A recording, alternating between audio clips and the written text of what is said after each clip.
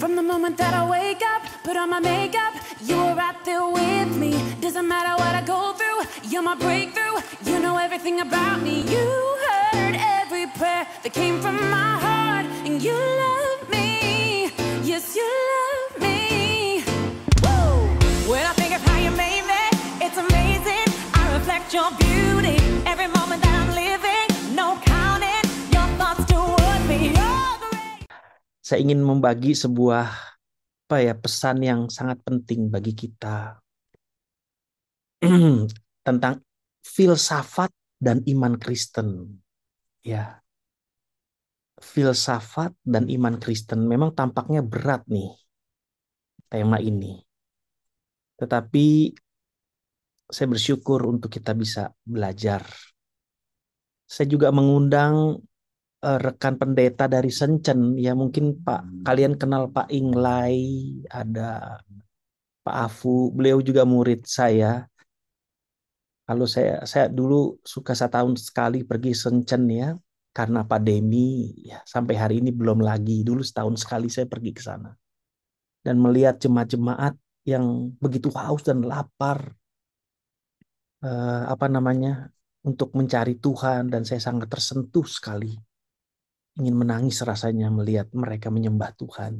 Saya berharap satu saat saya bisa kembali lagi dan rutin bisa melihat atau mengunjungi umat Tuhan di sana. Baik. Waktu saya berapa lama nih supaya saya bisa menyesuaikan ini, Cindy? Waktunya 45 menit. Oke. Sudah di-share ya. Ini saya bisa, saya belum di-share, please. Itu share multi aja. Jadi atau co-host juga bisa. Oke.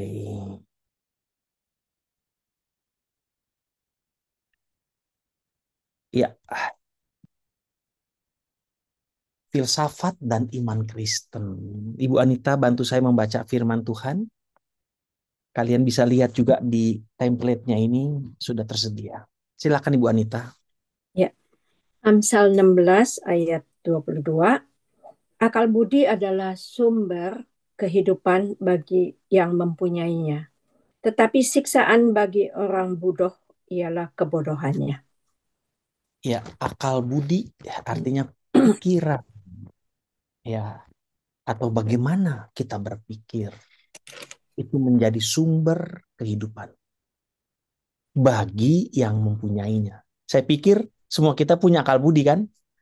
Tapi bagaimana kita mengolah akal budi kita, itu yang dimaksud firman Tuhan. Bagaimana strategi kita, bagaimana cara kita mengolah, itu yang menjadi yang Amsal maksudkan. Ayo satu ayat lagi, Ibu Anita. Amsal 19 ayat 2, 8, 11, dan 13. Demikianlah firman Tuhan.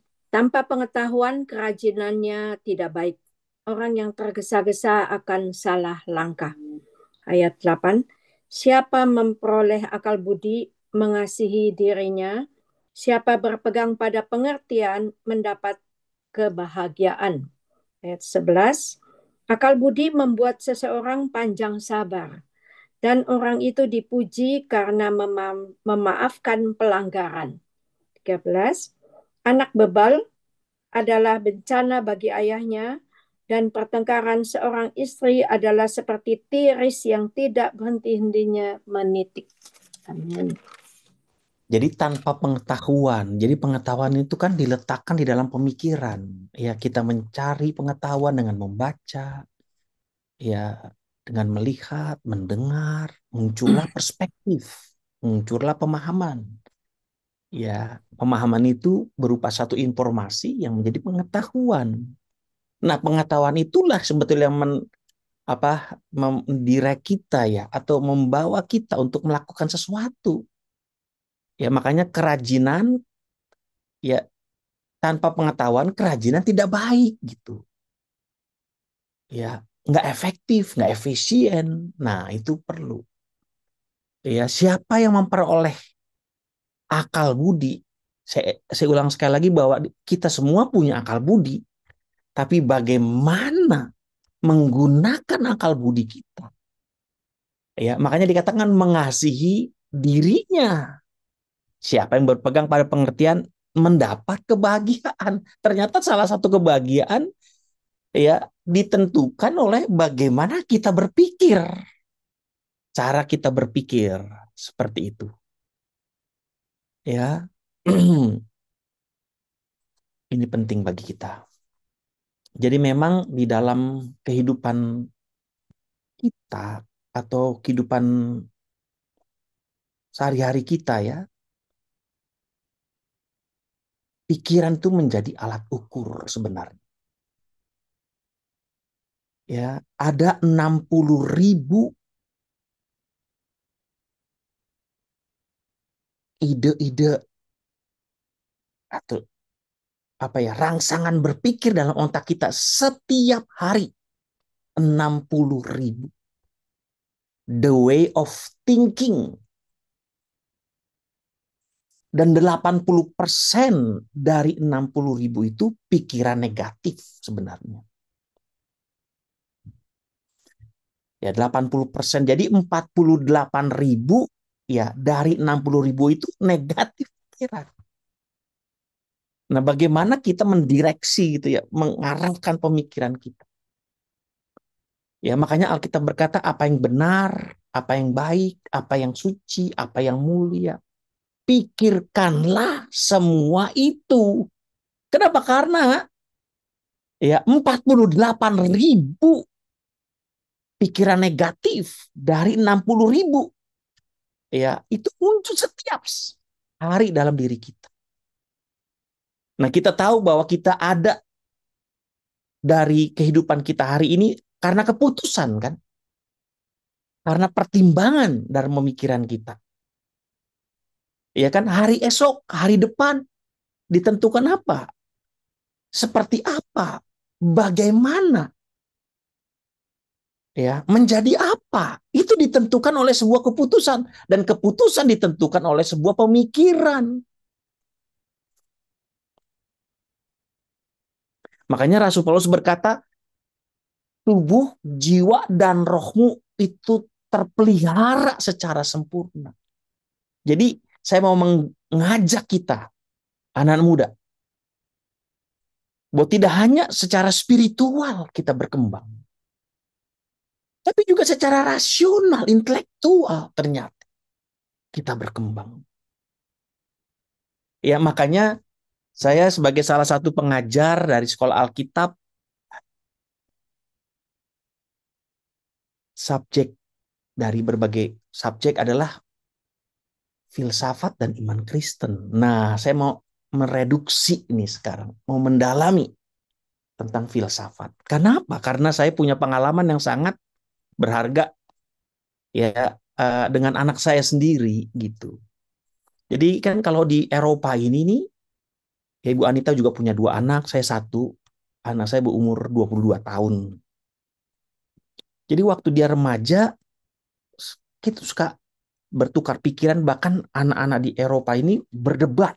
Ya, kita tuh ingin menyatakan pendapat, tentu banyak berdebat. Mereka memang diajar, memang sudah mentransfer pemikiran mereka, apa yang mereka rasakan juga. Jadi afektif, kognitif, afektif menghasilkan ya afektif kognitif menghasilkan psikomotorik kan, tindakan psikomotorik tindakan. Nah, waktu saya berdiskusi saya kaget sekali.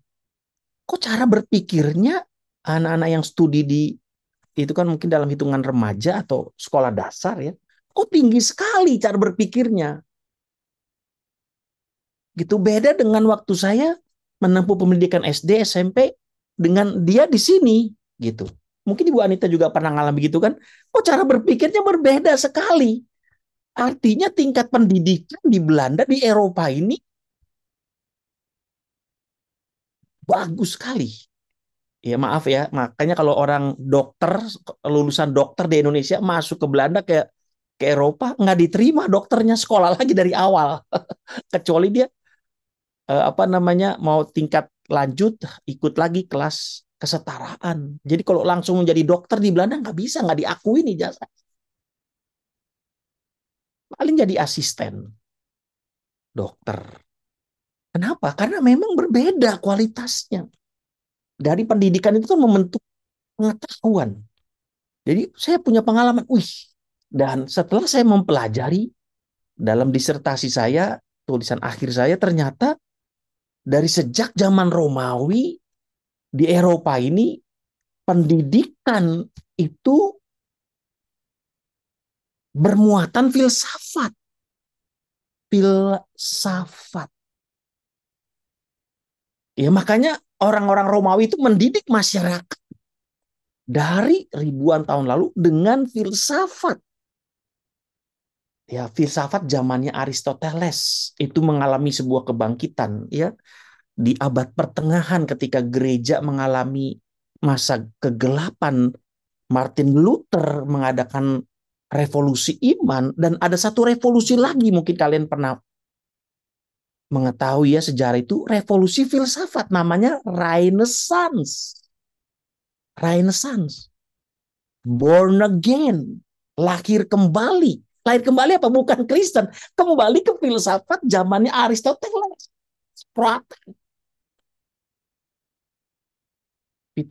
Pitagoras. Kembali. Ya, karena waktu itu gereja punya power yang sangat kuat dalam semua strata kehidupan, dan seorang imam, seorang kepala gereja full power dia menentukan kehidupan. Makanya mereka menjual surat hutang dosa. Dan Martin Luther sebagai seorang romo, imam Katolik, lihat ini ada kesalahan. Dia protes, namanya Protestan. Nah, berbarengan dengan itu, ya masa kegelapan muncullah sebuah kebangkitan. Namanya Renaissance. Coba pelajarin lagi. Dan disitulah abad pencerahan terjadi di Eropa. Jerman sebagai salah satu negara yang ya memproduksi teknologi-teknologi yang luar biasa. Makanya sekarang mobil-mobil Mercedes, Volvo yang hebat-hebat itu, coba satu mobil dijual berapa pajaknya? Ya kan didapatkan. Nah ini bayangin alat besar semua. Nah ini yang menarik yang ingin saya bagikan. Bahwa seperti Rasul Paulus berkata bahwa biarlah tubuh, jiwa, dan rohmu terpelihara dengan sempurna. Terpelihara itu apa? Ada balance. Ada berkembang bersama-sama. Ya mungkin kalian tahu ada istilah kadrun gitu kan. Kenapa sih kadrun ya kan? Ya kadrun gitu. Kenapa itu? Karena mereka hanya dicekokin hal-hal yang spiritual tanpa dikembangkan rasionalnya. Maaf ya, kalian pernah nggak? Saya agak sedikit vulgar nih. Lihat pernah nggak di YouTube? Itu kotoran manusia, kotoran hewan. Maaf ya, air seni hewan disuguhkan untuk diminum, dimakan. Bayangin. Ini fatal sekali dalam kehidupan beragama. Kenapa? Tidak memakai rasionalnya. Pikiran sebagai alat ukur. Ya, ini penting. Makanya terpelihara. Ya, terpelihara. Baik, kita lanjut lagi. Saya ingin membagikan secara cepat saja ya. Apa sih kalau menurut kalian, saya ingin tahu sedikit saja, cepat saja. Filsafat itu apa tuh? Natatsa ya. Siapa namanya tadi tuh yang kontak saya itu? Ya, Pak. Apa menurut kamu nih? Cara Filsafat nih. Cara berpikir. Yang lain siapa? Ayo, yang lain?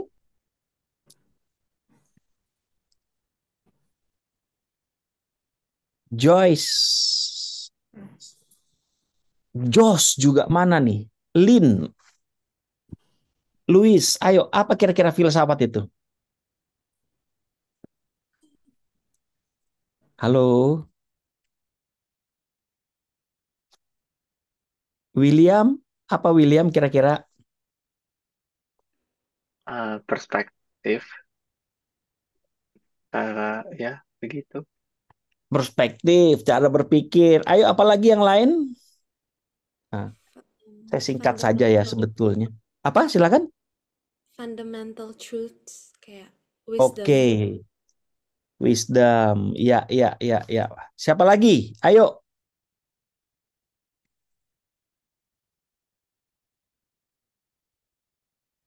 Siapa lagi? Jangan malu-malu dong anak muda. Ayo. Ilmu pengetahuan yang mencari tahu dasar sesuatu.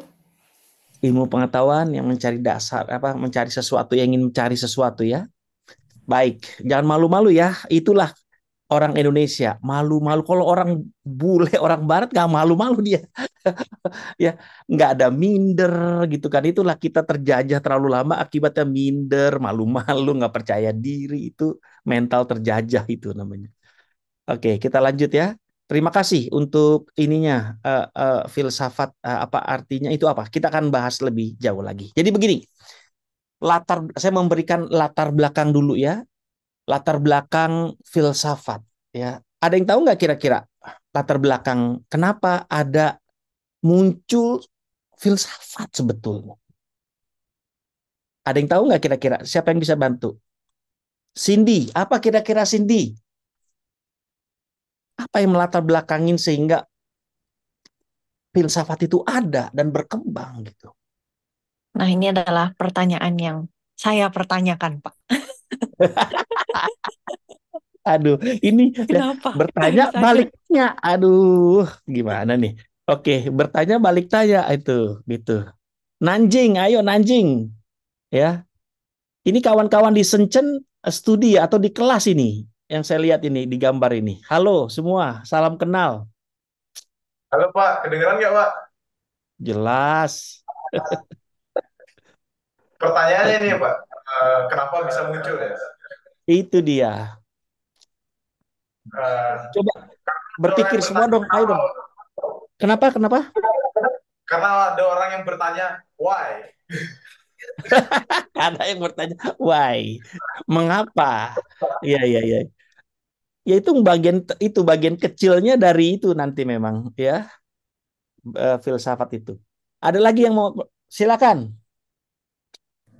Saya rindu selalu kita nih berpikir ya, ikut dengan saya ya. Ivana mana Ivana? Apa kira-kira? Mikhail, ayo. Apa kira-kira? Nova, Novi, Yaike, Yudit. Baik. Jadi begini, apa yang melatar belakangi dari adanya filsafat? Jadi ada dua, mitosentris ke logosentris. Ya. Jadi mitosentris kan kita tahu ya, filsafat itu dari, kalau orang Eropa bilang Griechenland, orang Indonesia bilang Yunani gitu ya, Greece. Ya, jadi kita tahu kan mereka itu mitologi bukan? Ya. Jadi kehidupan mereka itu sangat-sangat dipengaruhi dengan mitologi, mitos. Jadi pola pikir di mana masyarakat mempercayai dan mengandalkan mitologi untuk menjelaskan suatu kejadian. Ya makanya banyak mitologi-mitologi yang kita dengar, kita baca gitu ya, kita ketahui dari mitologi. Jadi contoh kalau gempa bumi itu dewa bumi sedang geleng-geleng kepala gitu. Jadi gempa bumi dijelaskan dengan apa? Dengan bahwa dewa bumi ini sedang geleng kepala gitu. Ya, sedang geleng-geleng. Jadi terjadilah goncangan. Jadi menjelaskan sesuatu dengan mitologi. Ya, tetapi para filosof itu bangkit pada waktu itu. Mereka tidak bisa tinggal di mitosentris, tapi bergerak menuju logos. Ya, logos itu ya apa? Ilmu, bacaan, kitab, pengetahuan, itu namanya logos. Nah, sekarang mereka dari mitos ke logos. Jadi pikiran mereka dimerdekakan, dibebaskan dari kultur, kebiasaan, adat istiadat tentang mitologi yang membatasi potensi-potensi rasional yang ada pada manusia. Ya, jadi dari irasional kepada rasional. Ya, jadi munculnya filsafat adalah pembebasan pemikiran dari mitos sentris ke logosentris. Ya, nah sekarang ingin saya bagikan. Coba kita tes. Ya, kita uji nih. Pak, Ya, sebelum tes saya boleh tanya nggak, Pak? Penasaran. boleh. Iya, kan filsafat tuh muncul apa dari mitos ke logos gitu ya, untuk Ya. pembebasan pikiran gitu. Hmm. Nah, tapi em, apa ya? Kan ini bisa jadi kayak filsafat itu nantinya jadi bertentangan dengan firman Tuhan. Nah, ini dari kita gimana ya, Pak? Untuk kita juga Oke. bisa tetap firman Tuhan membebaskan pikiran kan katanya kan demikian gitu. Tapi ini ada filsafat juga ini gimana, Pak? Bagus sekali. Mm-mm. Tadi saya lupa menyampaikan bahwa sebagian orang Kristen takut dengan filsafat. Termasuk saya juga. Ya, waktu menulis disertasi saja, ya kan tentang liberalisme, kan rasionalisme, itu kan kebangkitan dari sebuah filsafat. Takut apa? Takut menggeser itu Cindy, ya kan, dan semuanya menggeser apa? Menggeser kepercayaan saya, keyakinan saya kepada Tuhan. Tapi ternyata waktu saya mendalamin tentang filsafat, ternyata saya nyesel sekali, nyesel banget. Kenapa baru sekarang gitu? Baru tahu sekarang. Nah, sekarang pertanyaan Cindy tadi, Pak. Nah, itulah yang ingin saya bagikan. Gimana ya filsafat itu seharusnya menjadi alat bantu untuk, ya saya ulang, menjadi alat bantu untuk apa? Lebih mengenal Tuhan melalui kebenaran-kebenarannya. Dan pengenalan Tuhan itu kan melalui rasional, bukan? Ya memang kita menerima Tuhan secara spirit di hati kita. Kita percaya dengan Tuhan di hati kita. Tapi proses, saudara dengarkan saya tadi Cindy langsung. Pak, saya mau tanya, itu kenapa berproses di pikiran kamu? Ini benar kan nih Pak Alek menyampaikan filsafat? Apa membuat kita jauh dari Tuhan, dekat dengan Tuhan? Itu bagus, itu kan berproses di pikiran kamu, bukan? Nah, coba kalau bayangkan pemikiran kamu itu makin di-upgrade, makin dipertajam dengan tools-nya itu mengerti tentang filsafat, ya. Seharusnya filsafat menjadi alat bantu untuk ya mengenal Tuhan lebih jauh melalui firman-firmannya, melalui kejadian-kejadian alam, berpikir. Nah, sebenarnya ya di dalam pikiran kita sebenarnya ada pemikiran yang lebih tinggi lagi yang disebut hikmat. Ya, karena waktu saya sangat pendek, ini biasanya 5 hari 3 jam. Bayangin, 5 hari 5 kali 3 15-16 jam saya sampaikan ini, tapi sekarang 45 menit kan. Makanya saya secepat kereta gitu Cindy. Jadi saya sorry ya nggak bisa detail ya. Jadi ada pikiran Allah yang disebut hikmat itu. Nanti kita akan lihat. Makanya tadi kenapa saya mengupas kitab Amsal. Amsal itu adalah tuh filsafat sebenarnya. Coba lihat. Baca baik-baik tentang Amsal. Amsal 1, Amsal 2, 3, 4. Perolehlah hikmat. Perolehlah pengertian. Coba diperbandingkan orang bodoh, orang berhikmat. Itu coba lihat. Itu sebetulnya yang baca. Dan Amsal itu sampai 31. Itu sebetulnya hari kita.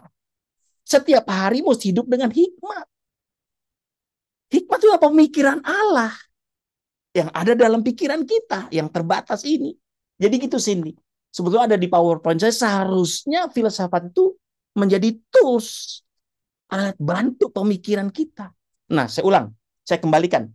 Sebetulnya ratusan tahun lalu ya di Eropa ini crown of, jadi teologia itu ratusan tahun itu crown of science sebetulnya. Tapi waktu gereja jatuh ke masa kegelapan, itu nggak yang terjadi crown of science-nya filosofi sekarang.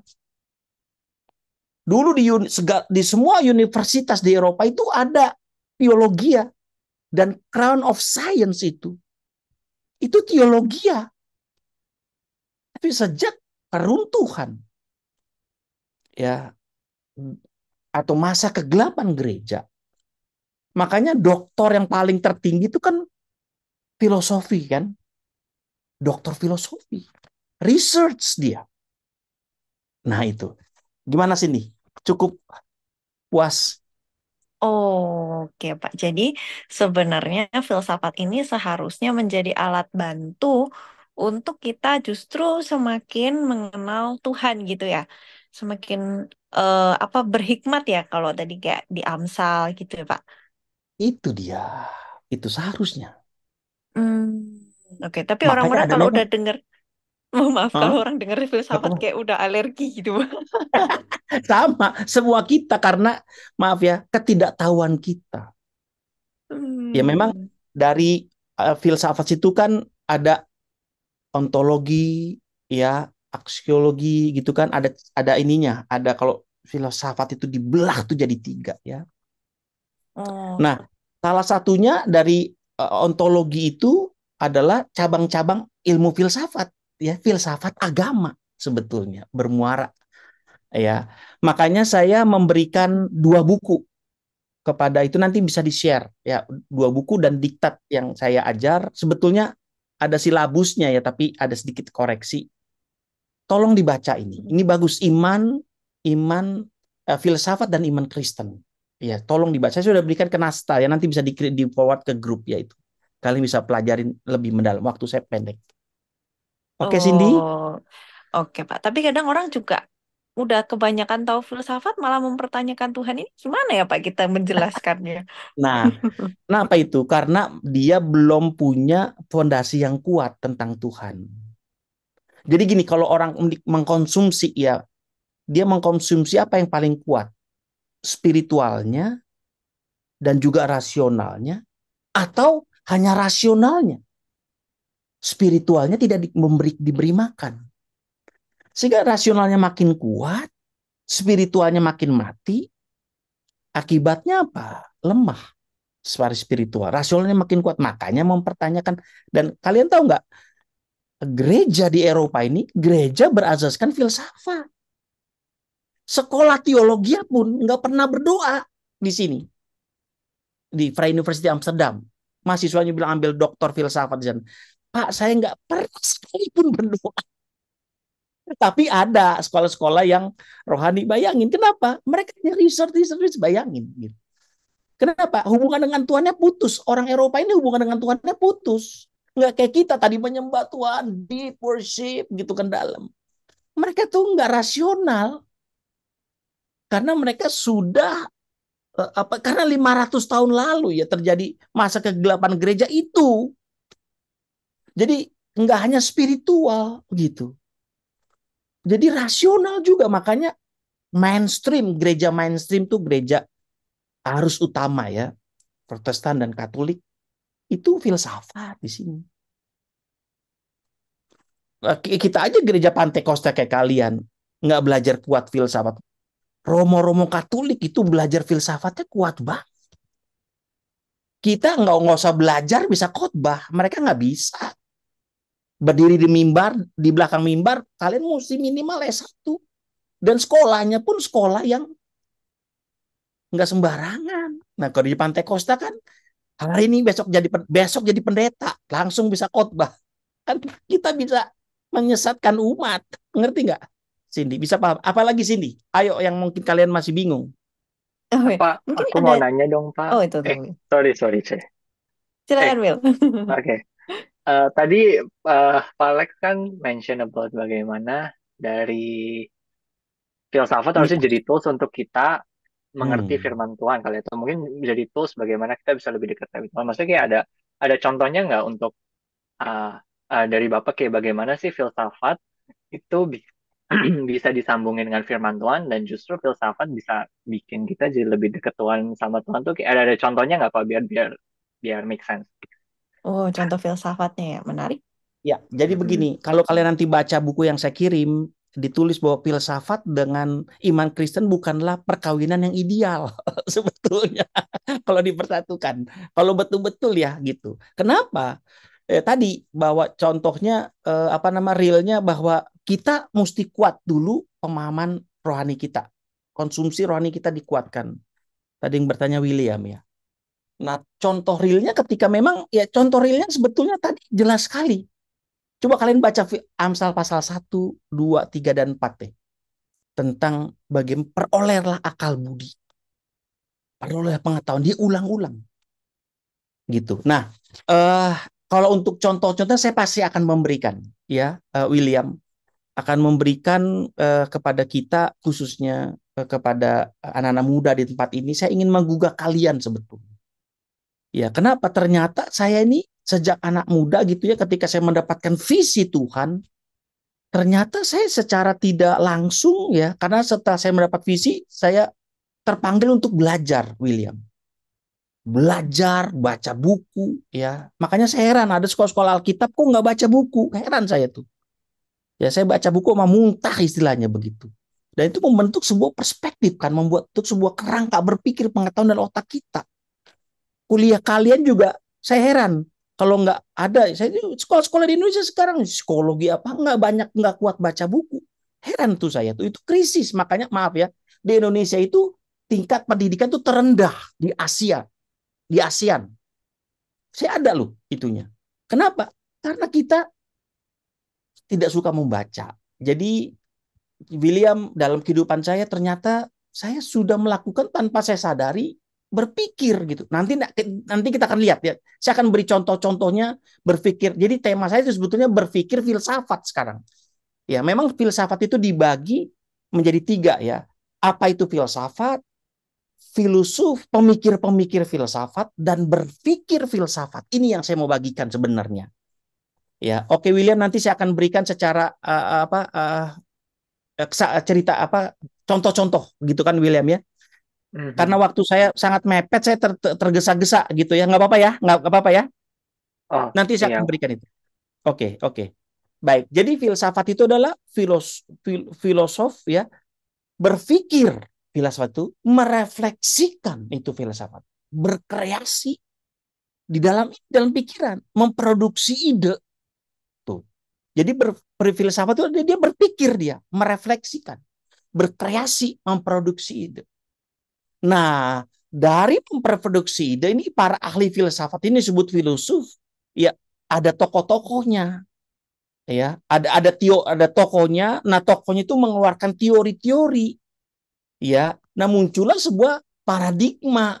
Nah, pemahaman kan. Nah, tetapi yang ingin saya bagikan sekarang bagaimana kita berpikir filsafat. Itu ya, lanjut ya.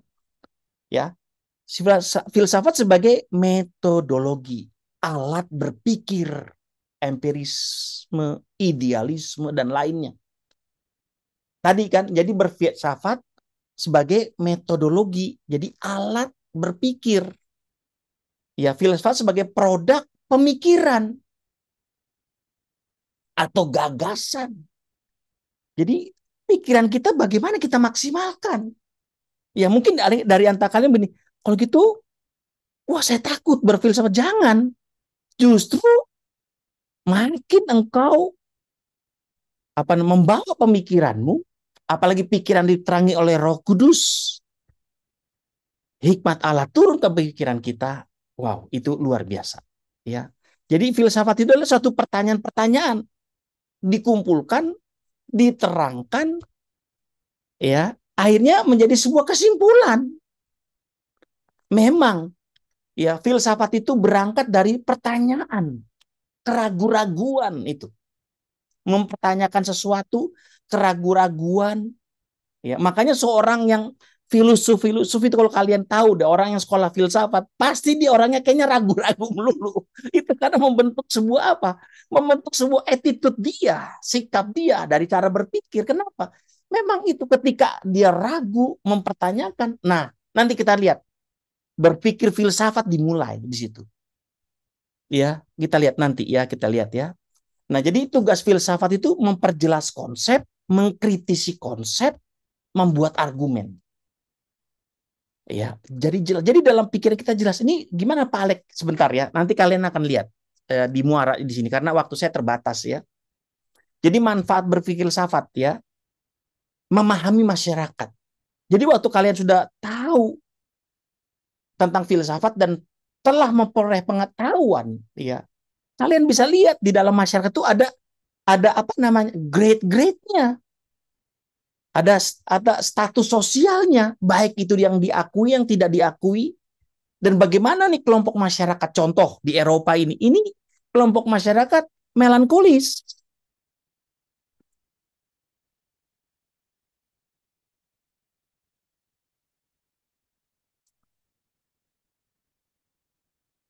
Apa bisa ngikutin ini kawan-kawan ini Nanjing?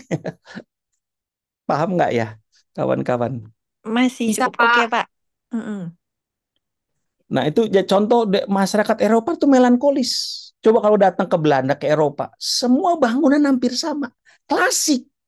Dari ratusan tahun lalu. Seperti itu modelnya. Ini masyarakatnya begitu. Masyarakat melankolis kalau secara psikologi. Iya kan? Kalau Amerika kolerik, koboi dia. Kepala gereja saya pun, wah pernah. Bener-bener kayak koboi kalau jalan itu. Orang Amerika kalau ngomong kan, dari ngomongnya tuh maaf ya, 10 kata itu, 2 kata tuh kasar, kotor. Kalau ngomong. Kenapa? Kolerik dia. Kolerik itu apa? Nggak mikirin perasaan orang, gitu kan. Contoh gitu ya. Jadi kita, nah, ketika berpikir filsafat itu kita tahu contoh ya. Jadi melepaskan dari cengkram prasangka. Saya pikir, asumsi kan. Kepicikan, kedangkalan.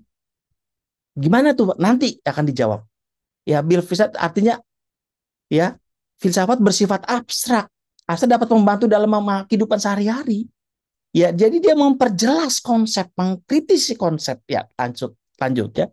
Jadi pintu gerbang filsafat apa? Membuka pikiran. Hari ini saya ingin ajar kalian, ayo terbuka pikiran lebih jauh lagi. Ya, membuka pikiran rasional. Ya, rasa ingin tahu. Ya, tetapi filsafat dalam kajian kekristenan itu adalah wisdom pada akhirnya Cindy William, hikmat sebenarnya.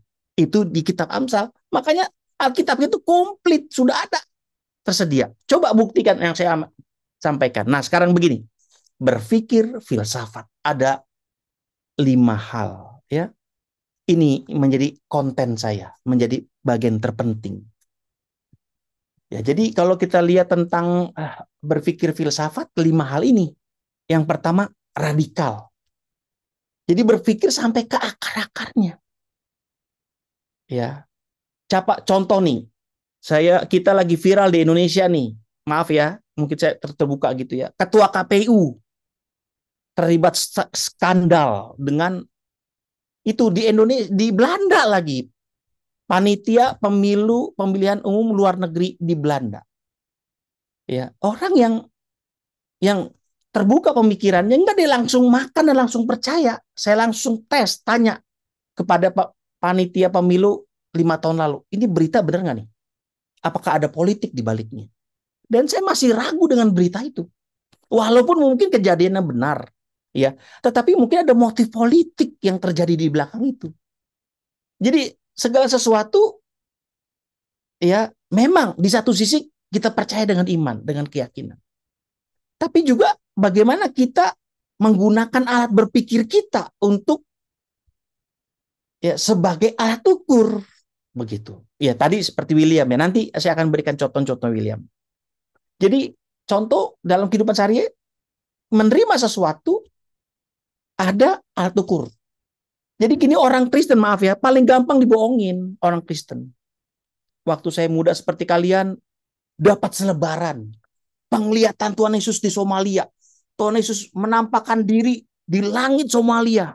Besar Tuhan Yesus gitu kan. Tante Anita pernah dapat selebaran itu nggak dulu berapa tahun lalu? Iya Pak, benar sekali. Benar. Wah, semua orang luar biasa. Nggak lama dikasih selebaran. Penglihatan iblis di langit Somalia. Berikutnya ketiga, Tuhan Yesus lagi berhadapan dengan iblis. Itu bohong. Dan saya melarang jemaat saya sama kawan-kawan, kalau ada apa-apa jangan main forward langsung. Berita itu benar nggak? Contoh, ini kurang lebih 1 bulan lalu. Ya, ini cerita nih. Ya, di Bengkulu. Itu daerah proyek kami di Bengkulu. Di satu gereja Katolik. Masuklah maling, ya, pencuri ke gereja Katolik pada tengah malam. Habis gitu dia lapar di dalam gereja. Dia makan roti perjamuan. Dia makan roti perjamuan. Saya nggak tahu apa ada perjamuan, apa ada anggurnya, dia minum. Ada tas suster sama itu kotak uang persembahan, nggak tahu persembahan misi apa itu. Tapi waktu dia makan roti perjamuan, dia ambil, udah siap mau pergi, tidak ketemu pintu keluar. Dia dari malam sampai pagi, Tante Anita, ditulis mungkin kalian dapat itu. Ya. Istri saya dapat berita itu, langsung tanya ke kawan kita di Bengkulu. Ini berita benar nggak? Teman saya di Bengkulu langsung tanya ke gereja itu, benar berita ini, Pak? Oh, benar, Pak. Seminggu lalu. Jadi waktu susternya pagi-pagi masuk mau ambil tasnya, ada orang. Jadi duduk aja diam. Ditanya. Jadi waktu dibawa ke kantor polisi, ditanya sama polisi, kenapa kok kamu nggak lari? Setelah kamu masuk, ambil yang kamu dapat. Setelah saya makan roti perjamuan, saya kayak orang linglung, nggak ketemu pintu keluar. Dia bilang gitu. Ya, ternyata berita itu benar, Pak. Baru seminggu lalu. Nah, ini yang saya maksud. Jadi orang Kristen itu kalau terima sesuatu, di cross check dulu kebenarannya. Kayak di Somalia, Tuhan Yesus senang. Wah, luar biasa. Besok iblis. Wah, iblis. Besok Tuhan Yesus sama iblis berlawan-lawan. Iblis tuh lawannya kita. Tuhan bilang, engkau akan menginjak ular dan kalajengking. Bukan Tuhan Yesus lawan iblis. Ya kan, dia itu makhluk ciptaan. Bisa paham ya? Ini sebetulnya saya ingin contoh tadi dari mitosentris. Coba nih, kalian dari suku Chinese. Seberapa banyak kalian yang masih melakukan hal-hal yang mitos, mitologi. Ya kan? Dari budaya kita. Itu ribuan tahun lalu sudah ditinggalkan di Yunani. Kita gereja tuh, maaf ya, masih melakukan hal-hal mitos loh. Ya kan? Maaf ya. Kalau saya lebih jauh lagi, mungkin ada yang tersinggung. Banyak. Saya tanya kelas nih, kalau saya tanya satu-satu nih. Seberapa banyak kita masih melakukan mitologi? Mitologi dari orang tua kita, dari budaya kita. Itu kan nggak rohani, rohana. Itu logosentris. Baik, jadi berpikir secara radikal. Berpikir secara mendalam. Coba kalau Alkitab kita baca, kita renungkan secara mendalam. Makanya bermeditasi itu, renungkanlah firman Tuhan siang dan malam. Itu bermeditasi, mendalami. Itu nanti kita direfleksi sebetulnya. Ya. Baik, berpikir filsafat yang pertama tuh sampai ke akar-akarnya. Yang kedua, komprehensif. Jadi mampu berpikir luas, global. Sekaligus berpikir secara lokal. Ya, gimana Pak saya punya pemikiran secara itu, pemikiran itu tidak terbentuk terjadi dengan otomatis. Itu bagaimana kita melatih kita berpikir dengan membaca, menulis, membaca, menulis. Muncullah rangka berpikir secara luas. Ya, komprehensif. Kemudian berpikir kritis. Apa itu analisis? Menganalisa, menganalisa dalam pemikiran.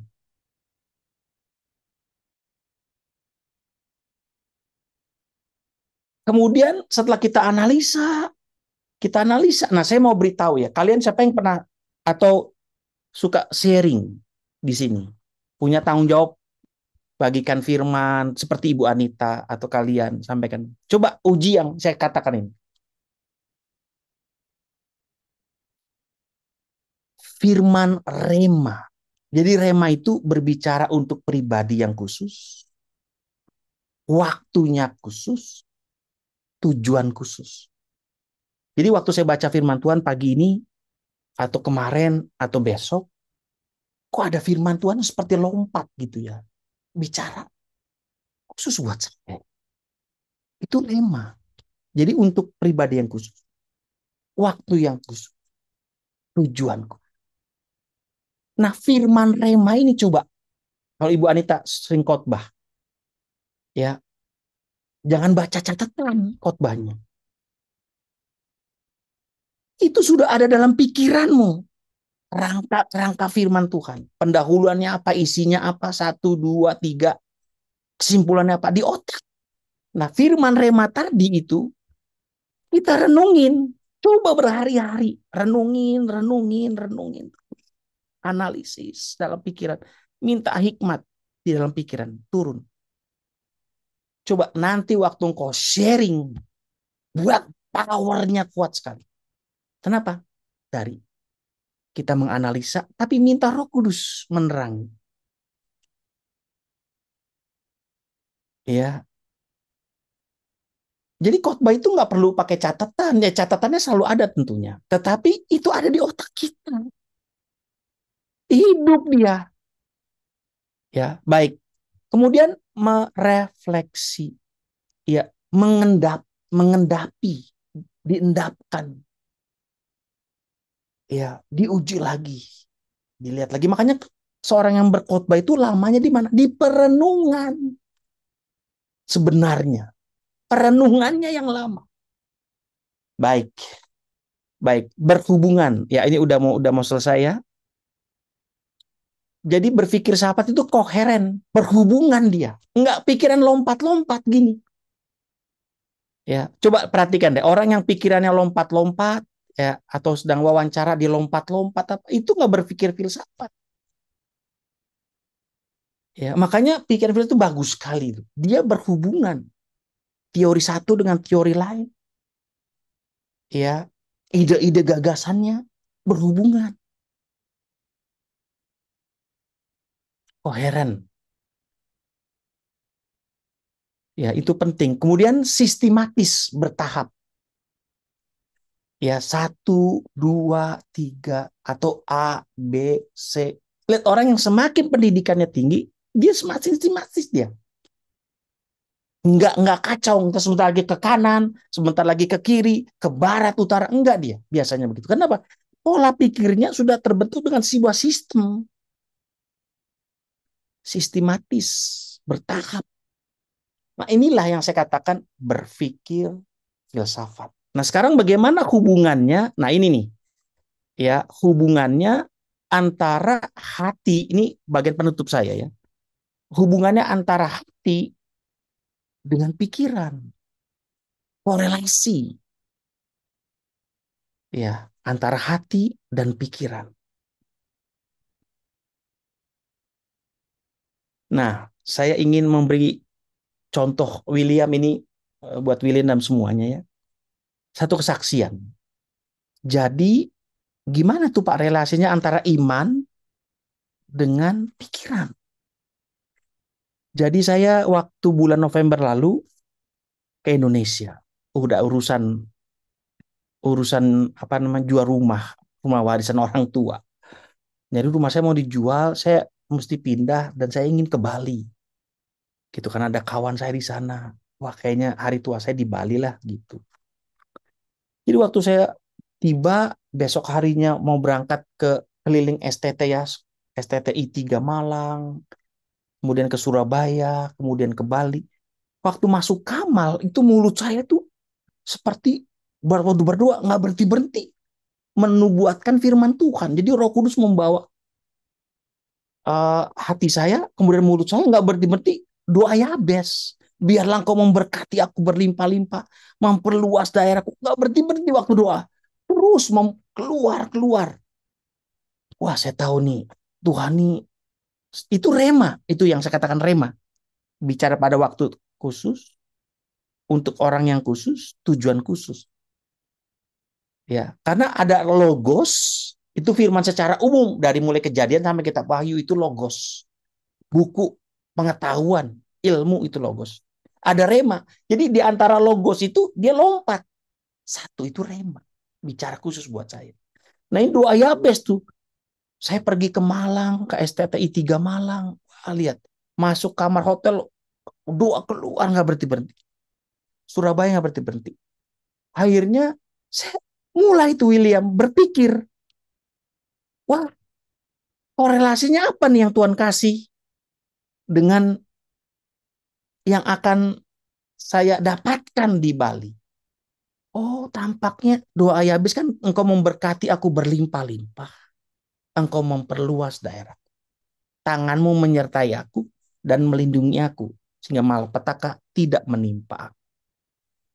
Muncullah sebuah hikmat, korelasinya pengertian. Jangan-jangan Tuhan mau kasih saya tanah di Bali. Mantap sekali kan, udah berhari-hari kan mulut saya seperti keluar nggak bertahan. Saya bilang sama pendeta, teman saya, seorang pendeta Protestan dari gereja Bali, Pak, jam 12 malam baru mendarat, masuk kamar, Pak, saya mau dapat tanah, Pak, saya bilang. Dari Tuhan. Teman saya kan bingung kan, siapa yang mau kasih? Daerah itu tanah satu area itu 100 meter, 1 miliar. Nah, 100 meter, 1 miliar daerah situ. Nah, siapa yang mau ngasih sama saya kan? Ya kan? Saya bilang, Pak, saya mau dapat tanah dari Tuhan, Pak. Saya yakin. Kenapa? Tadi William, ada satu rema yang kuat. Akhirnya saya ngerti, oh ini yakin. Saya bikin seminar di sekolah teologi di situ. Bikin seminar ada 150 orang, hampir 150 orang. Pas gitu teman saya bilang, Pak, jangan-jangan Bapak mau dapat tanah di sekolah Alkitab ini, Pak. Apa kita ketemu ketua yayasan? Kurang ajar kan, maaf ya. Kita tuh baru datang, nggak kenal siapa-siapa, baru bikin seminar, mau ketemu ketua yayasan, minta tanah. Gila kan? Itu cerita betul kan? Jadi singkat cerita tuh hari Jumat atau hari Kamis. Hari Kamis apa Jumat tuh ya, malam kita ingin ketemu Pak gitu kan. Jadi kita ngajak ketua STT ini, kita ajak bayangin ketemu ketua yayasan.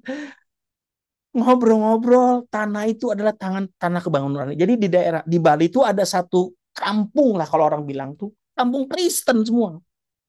Satu daerah ya, Tegal Badung namanya. Badung, kalau kalian dari Bali tahu lah itu. Tuh Kristen semua di situ, Kristen semua. Karena pada 1923 ya itu apa namanya orang Kristen Bali pertama kali di sungai itu. Nah, kawan saya cerita banyak, Pak, ini tanah kebangunan ini. Langsung, Pak, saya itu punya pemikiran global gini. Kalau Bapak mau mempercayakan tanah kepada saya, Pak Alex, dia bilang, saya setuju Pak Alex. Saya berikan tanah buat Pak Alex dengan harga yang murah gitu maksudnya. Saya bilang sama kawan saya, Pak, lihat bener kan Pak? Tuhan kasih saya tanah. Jadi saya beli tanah agak murah sebagai salah satu dosen mereka. Itu luar biasa. Ya, kemudian engkau memperluas daerahku. Wah, sekarang saya bisnis tanah. Ya, bukan tanah itu yang saya jual, tanah yang lain. Saya punya tim, punya kawan. Wah, sekarang sedang bisnis tanah saya di Bali. Karena bagus sekali. Jadi William ini contoh korelasi antara hati ya, roh dengan pemikiran. Begitu.